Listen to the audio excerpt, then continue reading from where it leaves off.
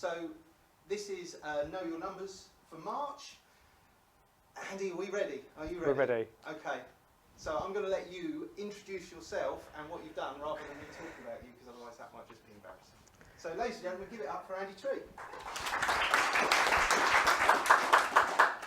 Thank you very much. So I would consider myself to be an accountant and a bit of an entrepreneur as well, as I started my business when I was 24 years old. And I used to live in one of the ex-army masonettes just literally across the road when I started my business, and have since moved house quite a few times. But obviously at the very beginning, I wasn't to know how it was going to progress. So it started off from me in the spare room, and then within 3 years, we had 20 staff in an office. We had self-employed consultants who worked from home. I had managers, team leaders, and I was sort of 25, 26. So it's pretty good. So we had financial services. Then we moved into accountancy as well. I've since then also invested, and I've got shares in other accountancy-related businesses. So we've got a company formation website that offers registered office address services in London, things like that. And we have a lot of clients based abroad who want to open UK companies, things like that. So it's sort of progressed. And then whilst I'm doing all that, I've also recently got married. We have 4 children between us, so that takes up a lot of my time. And if running all these businesses, coming to voluntary events isn't enough, I'm also a local town councillor as well. So trying to stand up for the local community, and of course that's taking a lot of my time at the moment because we've got an election on the 2nd of May. So that is me in a very brief nutshell.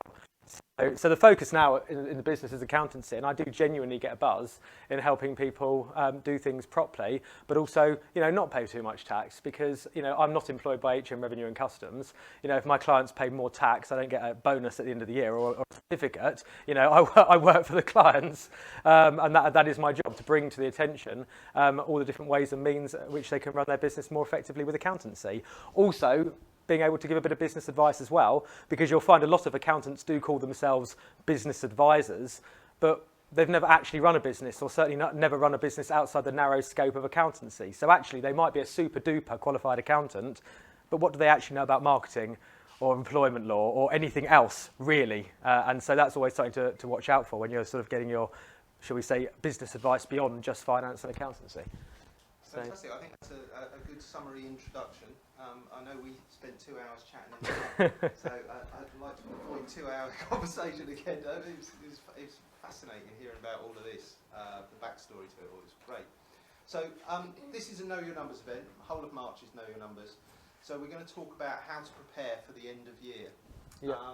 The first sort of area we want to touch on is expenses often missed. So working from home expenses eye test. What's the sort of things you see people missing? Yeah, so those two that I gave you the other day are classic examples that people do miss. Most people who are running a business are using a computer of some description, and you can claim a free eye test as part of that. So that's, again, just something minor that's generally missed. Go for it. Yeah. Is this available, or do you have a handout with this, or do you want us to take notes? Is that available? Well, we'll be making the slides available on the group. Oh, yeah, okay, absolutely. Brilliant. All right. I mean, if anyone wants to email me and ask a question, I'm more than happy to reply. So, no, it's fine. I just wondered if that was available. But I'll give you. I mean, I can give my email address. You can do at the end. Yeah. We'll make sure that everybody's got all Great. the information. Great, okay. So another one is working from home expenses. And this does cause people some confusion, because there's various different ways that you can actually claim working from home expenses. If you're a sole trader, you can take a reasonable amount of mortgage interest, utilities, and apportion it against your business. There are cleverer ways to do it. So for example, say you're running a business in a house that's owned by your partner, for example, so that you're not the owner of the home. Unusual, but does happen. If I own my house in my name because I bought it before I met my wife. So if she started a business, she could pay me rent to use my house for her business, and she could actually pay me rent slightly above the sort of the rate that I could then claim on expenses, and I would make a rental profit. Of course, I would then have to pay tax on that rental profit, but I wouldn't have to pay Class 4 national insurance, which is what sole traders pay on their profit. I hope I haven't lost anyone with that example. I'll just go over it again, actually, in a bit more. I've lost myself, actually. So if you, I'll start. So. You might hear the clapping. That's yeah. We'll start again. So if you're a sole trader, of course, you pay income tax at the going rate. So if you go above the income tax threshold through all your, if you're employed as well, obviously that counts. If you go over, at the moment, £11,850, you then pay income tax on your profit, which is 20% to start with and then goes up to 40% on the higher rate tax threshold. That's fine, but it's not fine, but it's what the law says. You then pay national insurance. So predominantly that's class 4 national insurance on your profits. Now that's the bit that relates to self-employed profit. However, if you are, for example, doing something such as paying a spouse rent for use of the personal property, or maybe I'll come on to that later, but employing a spouse or employing a partner, then of course you're reducing your own profit, thus you're reducing your own national insurance and potentially tax bill, and actually then that money is then being classed as the other person's money, and of course that could mean that they're paying lower rate tax, or if they've got no other income at all, so it could be a stay-at-home spouse, they're paying no tax at all, but I'll come on to that in more detail. But home working expenses is a classic one that's nobody ever seems to claim the full amount. It's just a standard when I speak to people, new clients, nobody seems to be claiming what is allowable. I mean, obviously it's private, for people might not want to disclose, but are people in the room thinking about things like that? I was if you just set it as an expense, it was like, X amount per week because you're using part of your house as a, I'm in a rental property, and at the moment I just put through, X amount per week as using home as office. Yeah, absolutely. So it's a reasonable percentage. It doesn't have to be, if you live in a 3-bedroom house and you use 1 bedroom for business, HMRC not expect you to get a tape measure and work out the exact proportions of the room you're using. A simple third calculation is sufficient. Where HMRC would have an issue is if you're claiming 90% and it's clear that you only use 10% if anyone ever looked. So it's just about keeping the calculations sensible and reasonable. But of course that does reduce the tax bill down.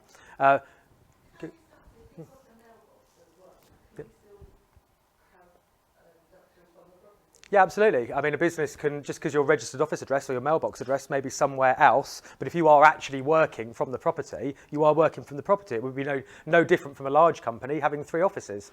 One's the registered office and 2 might be just where they're employing staff.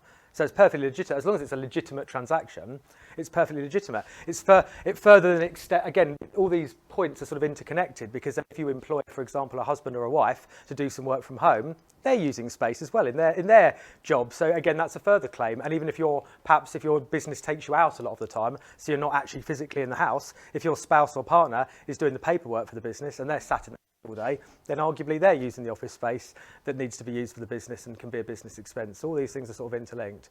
But that's the big one that's forgotten. I mean, travelling. I mean, mileage claims. If you're travelling about, does everyone claim for mileage? Make a note of their journeys. Because usually the best way to claim for travelling is actually the 45p per mile for the first 10,000 miles and not actually fuel receipts. It's an odd one because there's no proof of the journey other than the log. And I find a lot of people just forget to note down the journeys they've done at the end of the year. They're having to try and remember what they did and are potentially losing out as a result of that. So that's another one that people sort of forget about. But yeah, I mean, equipment, PCs, most people tend to think about that if they're buying a piece of equipment. They will put that through the business. What about workwear? You're not allowed. I couldn't put this suit through my business because I put this suit through my business. Yeah. I'm kind of being a bit Well, cautious, but they say the rules are clear. It's a bit of a grey area because the rules would say if you work in a nuclear power plant, for example, and you need to buy an overall, it's absolutely necessary. If you walk into the nuclear power plant without your overalls on, you're going to, irradiate into nothingness. So they would say yes. They would say that this suit, for example, isn't necessary. I would argue it is. I couldn't come here today in my pajamas, but they would say it's necessary. I guess, Stuart, you're an interesting case because you could argue that the outfit is part of the brand and part of the advertising. That's where I'm thinking is like a lot of these things are open is it to more costume than suit. Well, a lot of these things are open to interpretation and argument either way. And a question I'm often asked by clients is, how do I make myself so compliant that HMRC will never investigate me or never ask any questions? And I say, well, that's impossible because HMRC can open an investigation on anyone at any time and it would still cause you potentially the same amount of hassle and cost regardless. So it's just about being sensible, not pushing it and doing blatantly silly things. Another example would be somebody who works from home can class that as their primary place of work.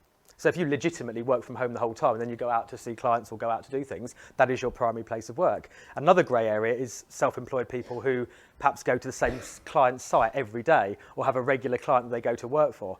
And HMRC would then argue that actually that is the primary place of work because that's where the person is primarily based, regardless of where the business is registered. And actually the expense of going from their home to that place is actually home to work, not a bit legitimate business travel. So people can get caught by things like that as well. Food expenses when travelling, do people claim Yes, so for food? Russell and Tess back there asked me about claiming for meals because they're out and about all day travelling to... Can you raise your hands? There we go. That's right. So, yeah, can they claim for a lunch? Yeah, if it's linked to the key is it's linked to travel. A lot of people think if they just take themselves out for lunch or take a client out for lunch, it's some kind of expense. And where it gets confused is it's actually the travel element of it that makes it a business expense, because as long as it's reasonable. So if, for example, you're travelling, let's say you travel to Scotland and stay overnight in a hotel and then travel back, you could claim for the food along that journey and you claim for the hotel room, obviously, and then you claim for the food that evening.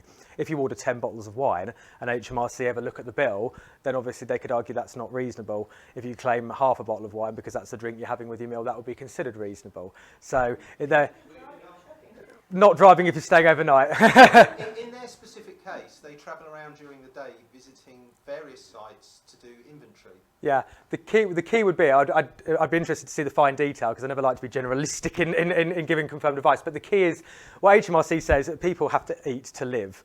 So if you're simply doing what you would need to live, then it's not an expense because you'd need to eat anyway. However, if you're having to spend out on food because you're having to be away from your home on business, and therefore it is an additional cost beyond what you would need to live, because if you were at home you would be cooking something else, that is an allowable expense. So it does. I'd be happy to take a look at the personal circumstances. Yeah, it's all about clients and meeting clients. Like I went and had like a lunch.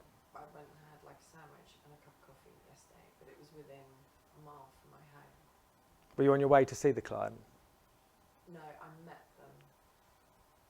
It would be considered, the key would be if you are out entertaining the client when it's not allowable. It's a bit more complicated, unfortunately, with entertaining. But if it was you're travelling, then it's allowable.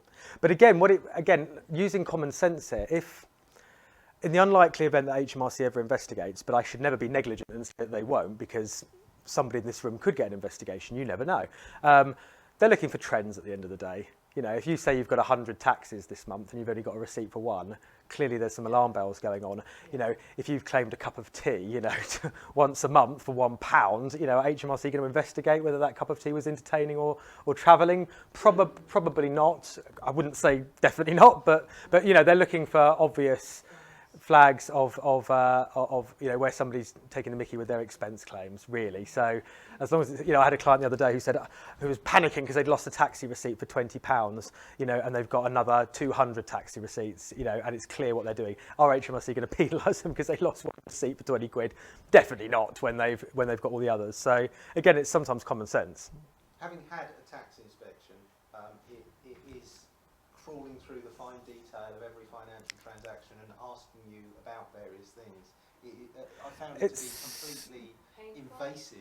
Just before I answer the question, I was going to say, yeah, I mean, there's two types that I can see. One, the most common questioning that I get for clients is where, for example, something doesn't match up at their end. So, for example, a client will honestly forget to tell me that they had a part-time job that year that paid them £2,000. So when I do their tax return, that salary hasn't gone on there. Now that's something that HMRC have at their end because they've received the information from the employer.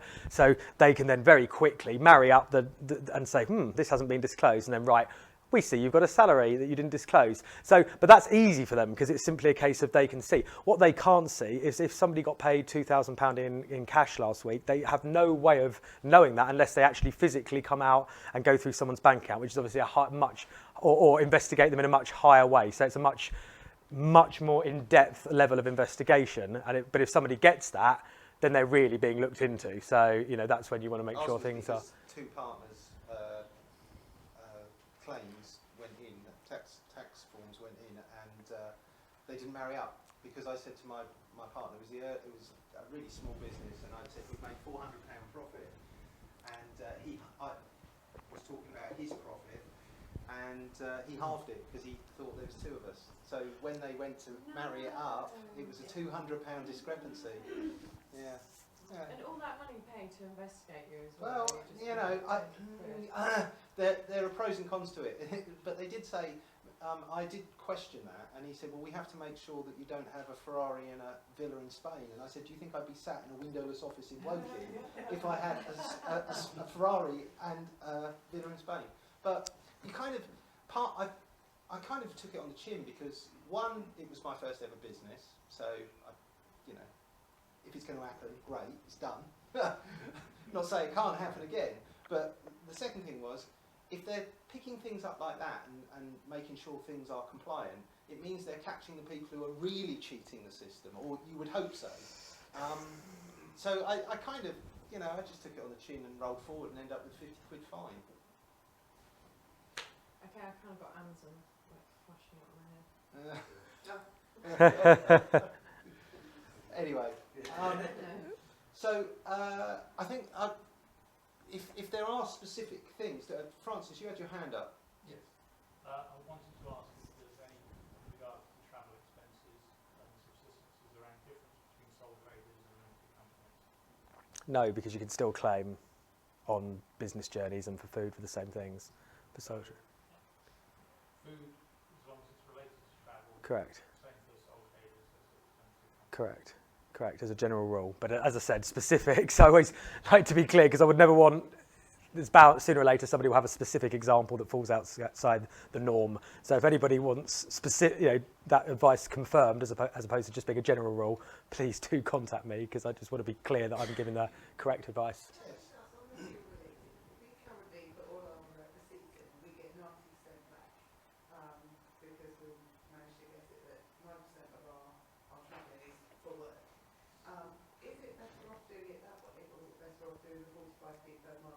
Depends what works out better for you. Generally, the 45p is better because 45p is more than the cost of mileage and it's designed to cover the wear and tear.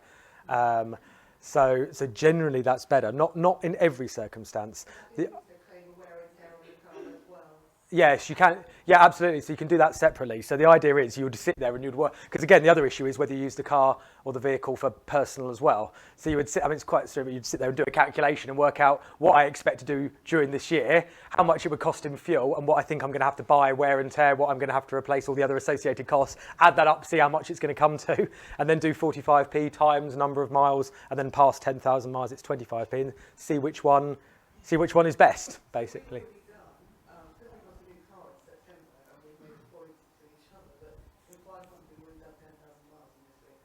Yeah.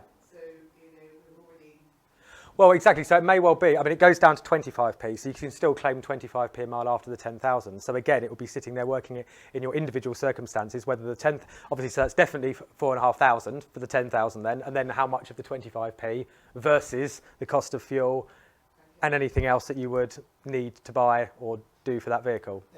There's probably somewhere online a calculator. If you typed in mileage calculator tax, somebody somewhere will ask the relevant boxes, you put the information in, and they'll give you a general, yes, it's worth claiming one or the other. I'm guessing at that, but that's going to be something. If you haven't got it on your website, Andy, I could make it, couldn't I? Well, it's usually quite straightforward. It's a fairly straightforward calculation, but you can quite quickly work out what is the best one to do. So. You're correct. Well, yeah, correct. And as I said earlier, that is one of the things that people do forget quite easily. So at the end of the year, they. Yeah, get an app. Oh, you can get all sorts. Yeah, you can get all sorts of apps for that sort of thing. So. Okay. Yeah, no, sure. But again, you could work out. I mean, again, the mileage log, you could, I guess, try and work back into the journeys that you did and work it out, or predict for the future. It's worth doing a calculation just to see for your own peace of mind to rule in or rule out. But you're right. Sometimes I give clients advice, and they'll save a bit of money doing it one way. but they would just prefer to do it the other way. Maybe it's just less admin for them. It just fits in with how they like to work. So it's not always actually about the numbers. It's about giving someone the different options that fits in with how they like to work. I've got other clients who would literally do another 10 hours of admin just to save 2p, you know. So again, it's knowing the individual people and how they like to work, really, I find. If you've got any questions about this, Andy has generously said that you can email him and talk to him about this afterwards. I'd like to move it on now. That's very generous. I think that I think it's clear from that very first answer why you need to speak to an accountant. Just you know, it's an expert in a field who, when they explain it to you, it's like a magic eye picture. You get it, and then you turn your head away and you go, "What was the thing you said? What was the first thing?" Just annual Christmas party expenses. Can we claim for those? Okay, does anyone know about the annual Christmas expenses? Okay, so basically the rules, so this is actually very simple actually. I can explain this actually in really easy terms. A business, and so that's whether it's a sole trader business or a limited company, can pay £150 per head for every employee to take them. I call it Christmas party because that's generally what it's used for, but it could be any social event throughout the year, and it could even be split in half and be 2 social events. £150 tax-free expense per person. If you're a sole trader, you yourself don't count as an employee, so it's any other person you employ, but that could be a spouse. If you're a limited company and you're employed by your own company, you count as an employee. So, you know, if you're a husband and wife company, for example, you've got £300 a year to spend on your Christmas party for 2. Well, that was a lot stronger. But again, it's just another expense that people forget about, especially in small business. But that's still money that could go out for a nice meal at Christmas time with you. Well, or maybe you could have two separate parties. Well, there you go. There are rules about this. I won't list them all out now, but suffice to say, if it's to be a legitimate staff party, you've got to invite all staff or show that you reasonably try to invite all staff. You know, I have some staff that are based in the north of England who won't come to our staff Christmas party. That's fine because they've been invited and they can't come because they don't want to travel across the country to come to a meal. That's fine. But yeah, no, that £150 allowance is actually pretty generous. And if what you can't do is it's not £150 plus anything else you want to spend. Bizarre rules say that if you, for example, have 2 employees and you spend £301, that you have to pay, the whole lot is not allowable. So it's bizarre, isn't it? So you have to keep it within the limit to make it allowable and not go over it. Doesn't include Christmas gifts for your customers, but that then goes out into, I guess, the grey area we were talking about earlier about marketing. You know, what is it that you're sending out? I once sent out calendars for my business, you know, like which advertised our business. So you could argue it's a marketing activity. Buy some stickers with your company name, logo, and telephone number on it, and stick it on whatever you send them. Marketing. It's just exactly. It's just little things that do all add up. You know, by the time you've claimed some home working expenses, by the time you've had your eye test, by the time you've had 150 quid because you've employed your spouse, you know, it all does actually add up. And of course, while it's adding up, it's reducing your profit and potentially reducing your tax bill at the end of it all. So it all helps. What I try to do with clients is, you know, there's no greater pleasure than to be turn around to someone at the end of the year and say, this is how much you've paid me. This is how much, beyond reasonable doubt, you would not have done had I not been talking to you. And look, you've actually saved money, so I've paid for myself. And I do that regularly, and that's really enjoyable. I've saved people, you know, on what I consider to be very basic stuff. So we're not talking about highly technical, skilled accountancy. We're talking about the basics. I've saved people £10,000, you know, in a year and charged them £1,000, you know. So it's happened, and they can't believe it's been so easy to miss. Anyway, so yeah, make a note of that. We're staring down the barrel of another tax year. So, year-end purchases. Purchase for your year end to maximise your expenses. What can we this is a very straightforward one. Obviously, the tax year is taken as a year. So if you're going to buy things for the business, or you know, you need some new pens, you know, silly example, but you get the gist. Anything you need, it's good to get in before you know the 5th of April, so that counts as an expense towards your business. It's that simple. Left until the following tax year, you're potentially paying tax on money you've made in one tax year, before you've then gone and purchased what you need for the following tax year that could have been purchased prior. So that's a straightforward one, but people do leave it, people do forget. And because although the tax year obviously runs from the 6th of April to the 5th of April, because the tax return is not actually due to the 31st of Jan the following year, often people don't start thinking about it immediately. People think about it towards the end of the year. And of course, at that point, it's a little bit late to start rewriting or to easily rewrite history to say that actually all these things were purchased. So, oh, well, yeah, I meant to go and spend £5,000 on such and such. Oh, well, that would have reduced your profit to 0, but never mind, you forgot to do that. Do it next year. You know, it's frustrating sometimes, but yeah, it's always good to be aware of that. It's good to be thinking probably about, well, now, if not, you know, about 3-4 weeks ago, be thinking as the year end actually does approach, what could I be buying? Do I need as expenses? What am I going to be buying next month if I don't buy it this month? Keep an Amazon wish list for your business. Yeah. No, I'm serious. This is what I do, and I add things to it that I need, but maybe don't need immediately, or don't possibly have the reserve yet to buy. And then as we get towards April, I've just bought myself a new set of lights for the videos we're doing. Bought some new camera stuff. You know, it's all for the business. It all adds up. But like Andy says, you know, if I wait till after April the 5th, I potentially don't save that off of my tax bill. So just work your way down your Amazon wish list and buy all those things. Keep the economy going. The economy going. So it's quite straightforward. You know, if you can buy something and you can afford to buy it sooner rather than later, because it will come off of this year's tax bill. Or alternatively, the other way of looking at it, if you know that you've had a bad year this year, or it's a new business, and next year you think you could do so much better, you may wish to do the opposite. You may wish to actually not buy those things in this tax year, because actually you're not going to hit the high rate tax threshold or anywhere close to it this year, but your business is going to rocket next year. So there's no point in saving tax this year if you're then going to pay, if for example, you go to the high rate tax threshold, would be a good example, in the following year, or even go from the personal allowance. Again, if you're under the personal allowance, you're not going to pay tax anyway. It's much better to shift it into the following year when you might breach the 20% tax rate. So it's just about the planning and thinking about it before the end of the tax year. And that includes capital Capital expenditure. expenditures are slightly different, because obviously there's the allowance, and then yes, you can use the allowance. So do you in fact, the next slide, do you want to put the next slide on? Because that links into that, actually. Do you understand the cash basis? Yeah, so the cash... For those who don't, maybe... Yeah, yes, absolutely, yeah. No, sorry. So there's two ways, effectively, as a sole trader, you can class everything. You can either do it by invoice and receipt, or you can do it on the cash basis, which is based on the money moving. So, for example, you could send me an invoice for something today, but I might not pay it till next month.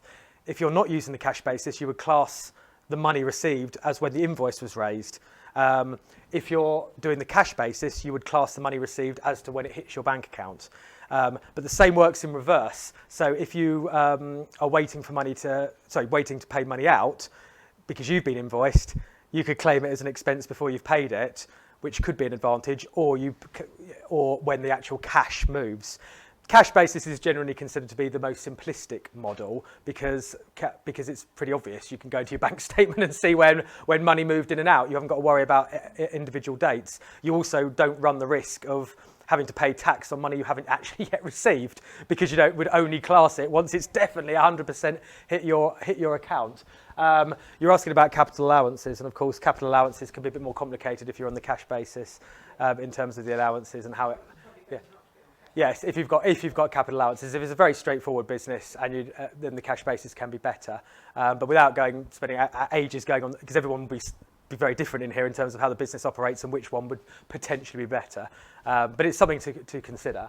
But knowing that, you know, how many people have had a conversation with their accountant about the different types of cash basis versus invoice data accounting? Accrual accounting. Accrual, that's it. Thank you. Have you had that conversation about which would work better for your business? You know, if you haven't, you know, it's time to go back and have a word with your accountant and say, which one of these is better for me? And if they've got a legitimate reason for doing one or the other, then great. But at least you've asked the question, yeah? It's worth noting that limited companies can't use the cash basis. So cash basis is an option open only to sole traders. So. Fantastic. VAT reclaim, the dreaded VAT. Okay, so VAT's a complex area. My personal view is it's a ridiculous tax, VAT. It just hampers small. No, it's a ridiculous tax. For 1 minute, I'll describe why I think it's ridiculous. Just for. You can thank Napoleon for it. It's ridiculous. It just hampers small business. I've got loads. I'll give you an example. Online traders would be a great example. They're selling their products. They're able to compete with the big companies because they don't have to charge VAT. And as soon as they get to the VAT threshold, they can't compete. So I've got clients who are deliberate. I mean, this is.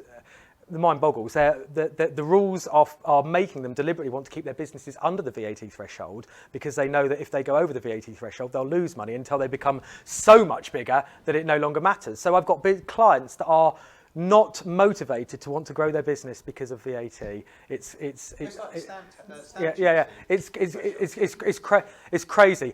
VAT obviously harms more businesses ultimately, that small businesses that are selling to the public or non-VAT registered other businesses. So that's when it becomes there is no real, I can't think of any benefit unless you're dealing in an industry where VAT makes you look so good you're going to get more business because it looks so professional, which is unlikely. There's no benefit to be, in my opinion, being VAT registered if you're selling to the public or non-VAT registered businesses. However, if you're selling to VAT registered businesses, then potentially there's a benefit to registering for VAT voluntarily because then, of course, it makes no difference to your client whether you're charging VAT or not because they're going to pay it anyway and then reclaim it themselves.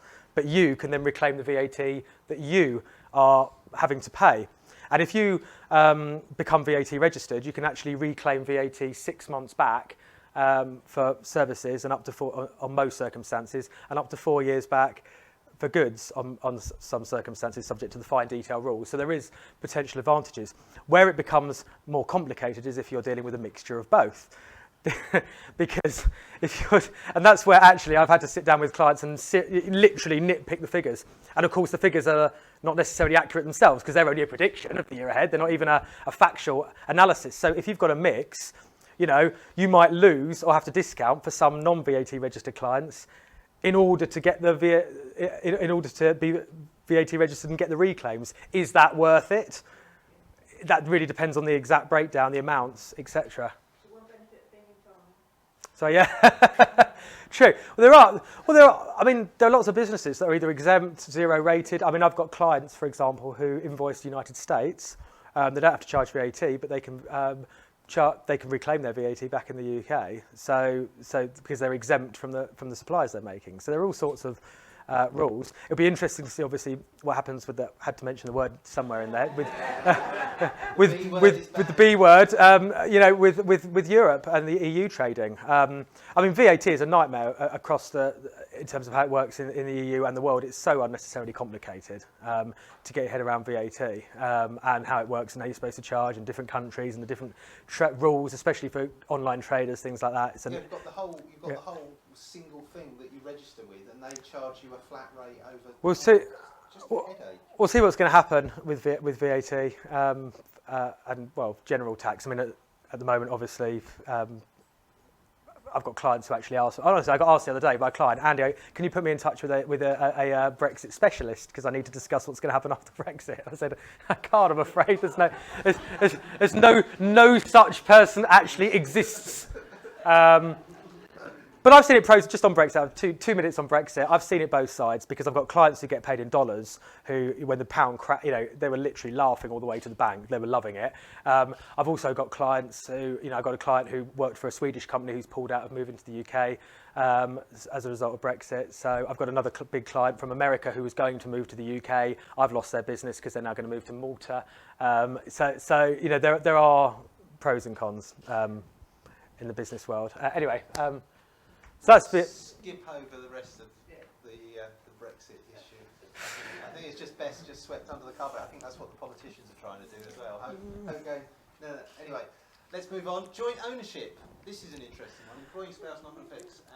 Yes. Child benefit. We've got 3 couples in the room that are eager to hear what you've got to say. Indeed. So obviously everybody has their own individual tax bands for a start. So if you are a husband and a wife or partners, and you run a business together, then it does make sense. It's up to anyone here if they want to say what they're doing or not doing at the moment. Makes sense to make one of them an employee for a variety of reasons. One, if they've got their entire tax-free personal allowance because they don't work anywhere else, then they can be paid, in current rates, £8,424 a year without any tax or national insurance on it. So what we're effectively doing is potentially taking from the sole trader themselves, the business owner, we're taking £8,424 from their profit that they perhaps would have paid tax on if they're over the threshold themselves, and you're effectively moving it to the spouse, and the spouse is then getting that money tax-free.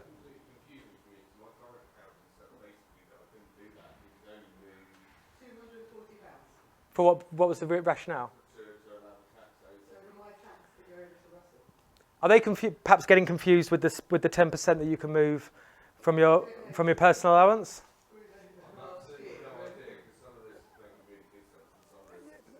Right. Well, you definitely, because you can. Yeah. Well, let me categorically state you can definitely employ your spouse. The only time I would urge caution is if, for example, the spouse is genuinely doing nothing to do with the business, that HMRC would say this is an income shifting exercise, or if it's simply not appropriate. So if the spouse, for example, is earning 100k already on their full-time job, then clearly it makes no sense for the spouse to be employed by the company because they're actually going to pay more tax. You're moving the money into a higher tax bracket. But there is no issue whatsoever in employing your spouse on any salary you so wish.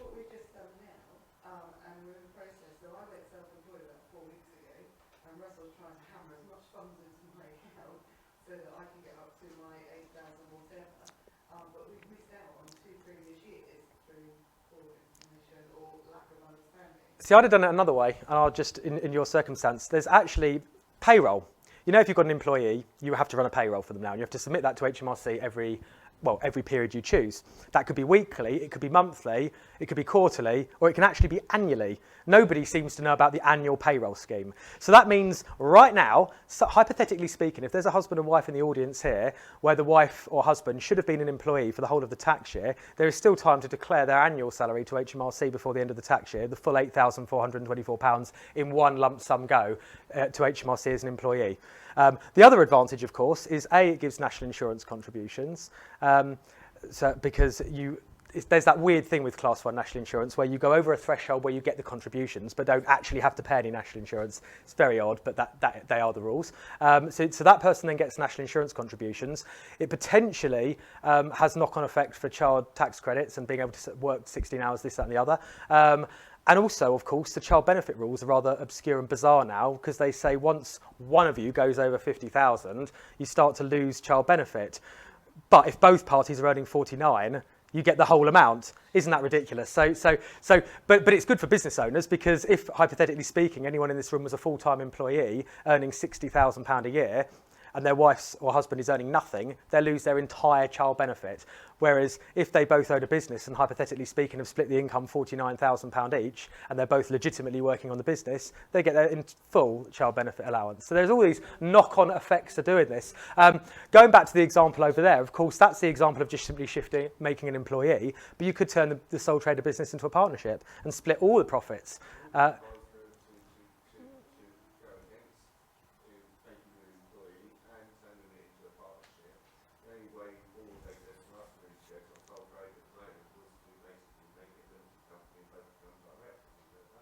Is that their advice?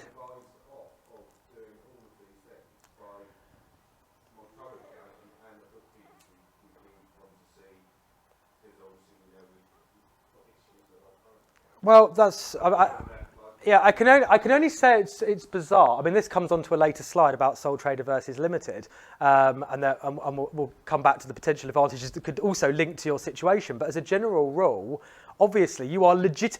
There is no there's no income shifting going on here. You are legitimately both working for this business. You could if HMRC ever came in and said, "Sorry, I see you're paying a salary over here. What's that for?" Based on what you're telling me here, you'd be able to very easily and legitimately be able to explain that rationale. Now, why?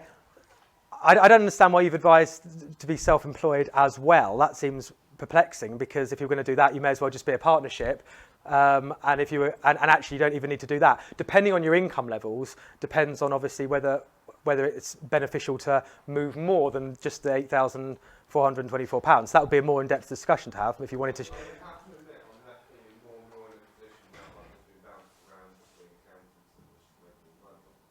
Well, I wasn't going to say this because I always think it's unfair, but I could be cynical and say that accountants obviously make far more money from limited company accounts than they do sole trader accounts.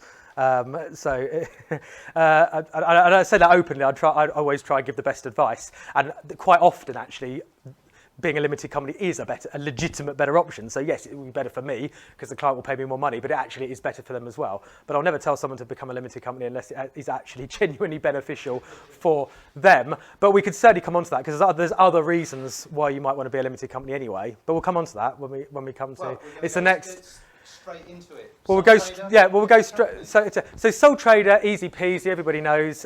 You're supposed to be able to do your self-assessment yourself. Clues in the name. However, it just becomes more and more complicated that most people don't, and you don't want to make mistakes. Obviously, it's a common misconception that the accountant's liable for the mistakes. Well, they're not. If the accountant makes a mistake, you're the one who's responsible for your own taxes and your own tax return. So it's always good to make sure that it's right. You can do cash basis. As we've said, it's easy. You look at your bank statement. If you've got a simple business, it's money in, money out. Limited company, I come across a lot of people who are almost scared because it seems so much more complex to be a limited company.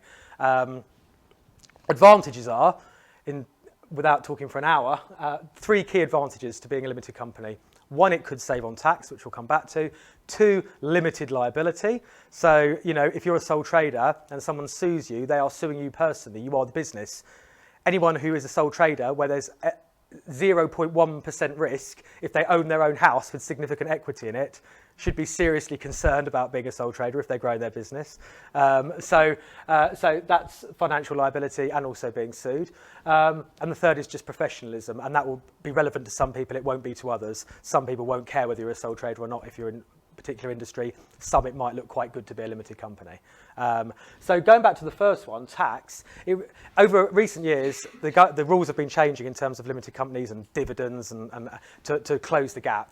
So the benefit of being a limited company has reduced in terms of tax savings. Nevertheless, if you're earning sort of over £25,000-30,000, you're better off as a limited company. In plain English, why? Because at the moment, a sole trader pays standard tax rate, so 0 up to 11,850, 20% on the lower band, and then 40% on the higher rate tax threshold. The killer with being a sole trader is the Class 4 national insurance, because the more you earn, so if you're a sole trader earning, say, £8,000, it's irrelevant. But as soon as Class 4 national insurance kicks in, that then just goes up and up and up, and it gets to the stage where if you're a limited company, and the company, I'll try and go through this slowly, the limited company is paying 19% corporation tax on its profits, where you'd be paying 20%, and then you pay dividend tax of 7.5% when you pay yourself dividend. That's less than Class 4 national insurance. So in effect, the more you earn, the more you take. It depends on it's about 25,000-30,000. But it also depends, going back to what I was saying, as to whether you have, for example, a spouse that could then be a shareholder of the company, because everybody's also entitled to £2,000 tax-free dividend. It's £2,000 each. Depends what expenses are going to run through. Depends whether you're going to have a good year this year and a bad year next year. For example, if you're a sole trader, and this gets sole traders, and if you earn, say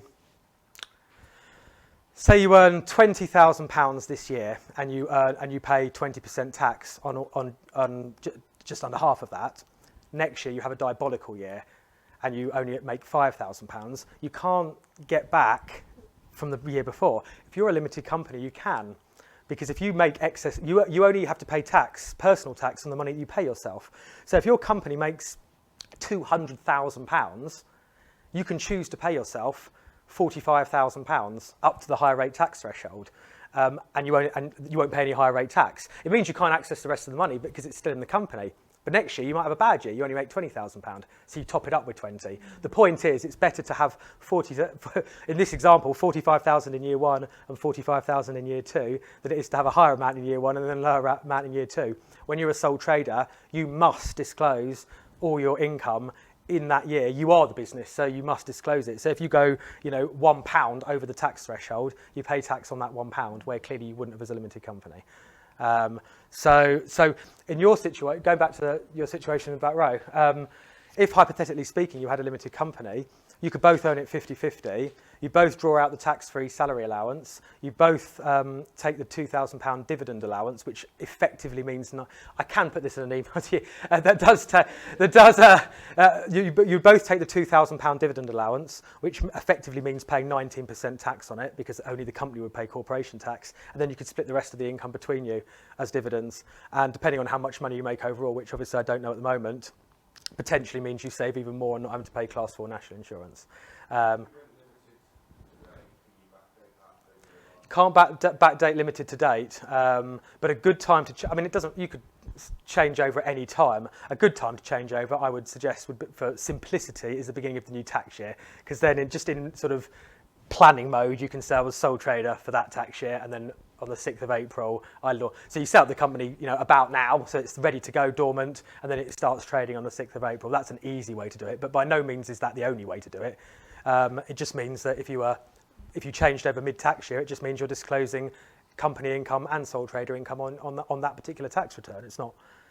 Can I ask a question? If you set up a limited company in January, Yep. obviously you need to have your accounts ready for.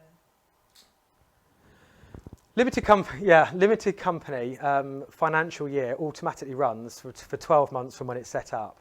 So actually you end up in an obscure position where your company financial year and your personal tax year don't align. Now that can be useful, because it may well be that you've got money to declare from your company in one company financial year that you wish to then allocate into different personal years. So it can be good for tax planning.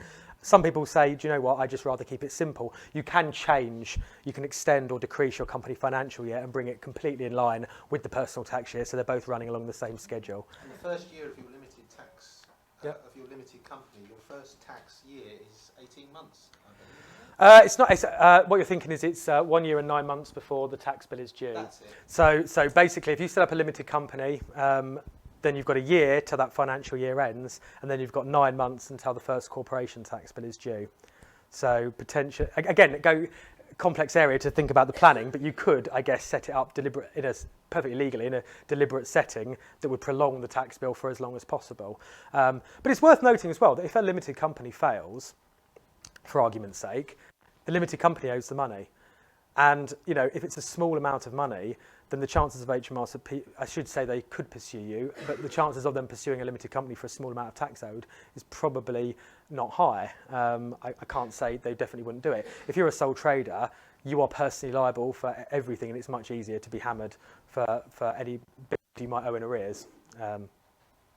So it is a useful risk reduction exercise. But, the bottom line is it's simple. What I tend to do for clients, if I'm doing a sole trader versus limited, if I've come across a new client, is it's very simple. It's earning expectation for the following year, or maybe doing a comparison of what they could have saved in the previous year, adding it all up, working out how much the accountancy fees would be and any other associated costs with having a limited company, and what is the end result. And again, that becomes personal choice. If the end result is a £200 saving, some people will jump for joy, some people will say it's not worth doing. But again, then you have to factor in the liability issues of, if you own a house and you've got a sole trader business where you've got a risk of being sued, are you going to, is that a wise thing to be doing? I think there's a lot there to think about. What we're going to do is give you 15 minutes to have a think about it. We've got some more questions afterwards to ask Andy about tax and the tax implications. So if the guests would like to go with Louise, where are you going? Into the kitchen, Louise? Yeah. Scoot back to the and the rest of you will be back here in 15 minutes. Thanks very much, Andy. Pleasure. Very good.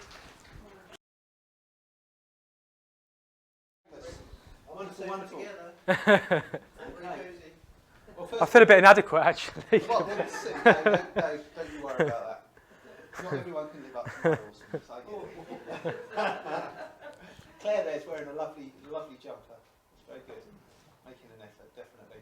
Fantastic. Russell and Tess's son passed this test, so watch out. New driver, new minted driver. What's the car we got all aboard? Is it Ford Fiesta? Blue Ford Fiesta. Yeah, okay. I'll keep an eye on Is that. this his first time? Or? Oh, well done. It took me 5 times to pass. I'm good at many things, but I don't claim to be good at everything. And unfortunately, learning to drive was not one of them. So.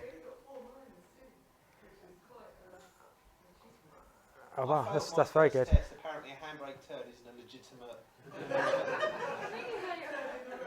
Parallel parked it though. Nailed it. I just kept doing stupid things. There was one, like a bus pulled out in front of me, and and the examiner had to hit the brake, so I knew I'd failed at that point. I remember one. I'd lose track of which one came first and last, but there was one I was driving along, and I knew I'd pulled in front of a car on the roundabout a bit too late, and I saw they'd given me a major, and I said, I'm sorry to be rude, but I've seen you failed me already, and I've just lost all motivation. Do we have to continue? And anyway, we were driving along, and I was ranting and raving about how stupid I'd been. And she said, "Well, your driving's dramatically improved now that now that you're." She said, "I'll be honest, you were very juttery, and now you're driving absolutely fine." But it was a bit late by then.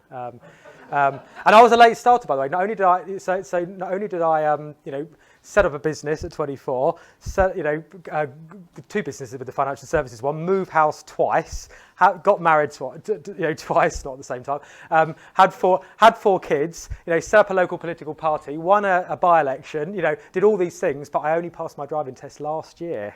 So these five fails were all last year. So what car do you drive? The one with the dent outside, because I figured if I buy it with a dent, I didn't get it does, it's done. So all the dents that I've done to it don't really matter. But it's going to be some time before I buy what I would consider to be a very nice car, if ever, actually. But I did it. It just goes to show you keep going, because I know people have given up after time 3, time 4. You just keep going, don't you? But I was demoralised. I was getting home and going, "This is ridiculous. I run a business. I'm a business. How can I not pass my test?" But anyway, enough said. Right, let's get it back to tax. Keeping records. Ensuring records are kept well, including free bookkeeping software and using an accountant. So how can people ensure that they keep the best possible records for their business? Okay, it depends on the type of business, obviously. If you're being paid by one person once a month, then clearly the level of record keeping you need is going to be very different to if you're taking in multiple cash payments. I would recommend, I like software, I guess, because it's easy. If you have software you can share with an accountant, you can call them up and say, "Well, could you just log on to my system and help me out with something?" It's easier than sending spreadsheets backwards and forwards, but that's personal choice. Depending on how complicated the business is, depends on whether you want to use the information for yourself. So, everyone thinks of accounts as being something you have to do as a legal requirement, but it can be quite useful to be able to run a report to see how many people haven't paid you. Easily adds up. I've got hundreds of clients. The report that comes through every month that shows who's forgotten to pay me this month is, very quickly became a bit of a nightmare when it was being done manually, and it was a manual spreadsheet. So making that automated obviously was actually took a lot of time, because I in my own business left it probably a bit too late to get it set up on a proper system, which it now is. So, by all means, I don't recommend software in the sense that I don't get paid to recommend software or anything like that. But there's a free software called Pandle that no one's ever heard of, Pandle. It's a free. We've extensively looked at different softwares, because I don't know if you know, but this year VAT are introducing new rules called Making Tax Digital, which basically say if you're VAT registered and over the VAT threshold, so it only affects businesses with an £85,000 turnover, they must use software for VAT returns. It's another one of those ludicrous, exercises that just create more time, effort, and hassle for small businesses, and don't really help accountants to some extent, because it doesn't help to have to turn around to a client and say, "You need to pay more money. Not my fault. You now need software or to pay someone to do your bookkeeping properly." It's just a bit unnecessary in my opinion. Pandle is free. They also offer, I think, a £5 a month upgraded version, which does additional things that you don't necessarily need, but it's there. I guess that's how they make the money, because they get people in on the free version, and then people decide £5 a month isn't very much and pay the £5, I guess. And then you've got those softwares ranging up to sort of what would be considered the top sort of cloud-based softwares, like Zero spelled with an X. It's £30 a month, thereabouts. I don't think it's necessary for the average small business. That's quite an unnecessary big cost. I'd always not... Although I will throw the developer's side into this, that you can interface with Zero with your website, and you can do various things. You can use it for other things. You can use it for invoicing, things like that. Have a look. The Pandle website shows all the things it does. There's lots of softwares. People often say, which one do you recommend? But I've got clients who love Zero, hate Zero. QuickBooks is another one. Free agent. Cashflow. Well done. Sage? So I'm not a huge fan of Sage, but Other accounting packages are available. they are. And the good things about the ones that you just mentioned, so Cashflow, Free Agent, and Xero all let you download a fully working version for a month. So actually, if you were going to do some record keeping yourself and just wanted to play around, you can actually download the fully fledged software before you and have a play around with it and see what you think. But again, it can be useful. So, yeah. The biggest problem we have with that is when you reconcile the payments, they're generally 3 days out, 2 to 3 days out from the receiving. And quite often we're chasing payments and we get stuck with Is there anything out there that... I think it's a Xero problem. I think the bank feeds, they go, yeah, it's just a pain. Who's your bank feed? Barclays. NatWest. It's usually Barclays. Isn't it? Yeah, the same problem when we moved to Metro Bank. We had free to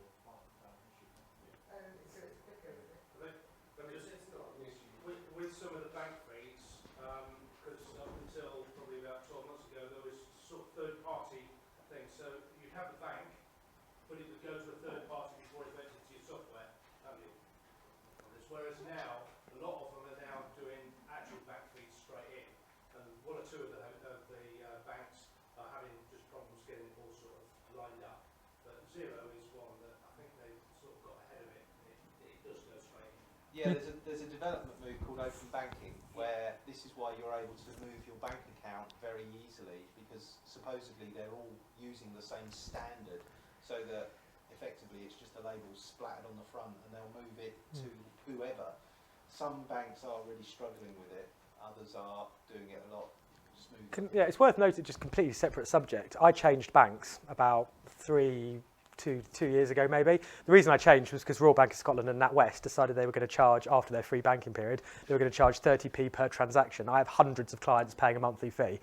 So clearly 30p per transaction was no longer, it was increasing my banking charges by about 300%. So I changed. Now I thought that was going to be a massive hassle, but because obviously all those standing orders, they're all standing orders as well, not direct debits. But actually, the banking rules say that anyone who pays to my old bank account automatically feeds into the new bank account forever.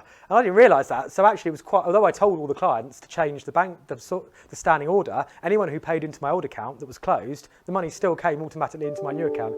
So it's just worth noting, because I always thought it would be a hassle to change bank accounts, even if there was a benefit. But actually, I think you should, because it's obviously better if they do pay into the right account, because I from memory, I can't remember whether it told me exactly who was paying me from the old accounts. Although the money was coming in, it might not have been I can't remember. But it's certainly worth asking, because obviously you do get the free deals. At the time, coincidentally, HSBC were offering free banking for not new businesses, but business who moved. So obviously it was a no-brainer for me to move away from £100 and something a month banking charges to nothing. Which then became £5 a month as a standard fee. It didn't really cause me any hassle at all. So it's just worth noting. Can I also say, if you use the accounting software, Yeah.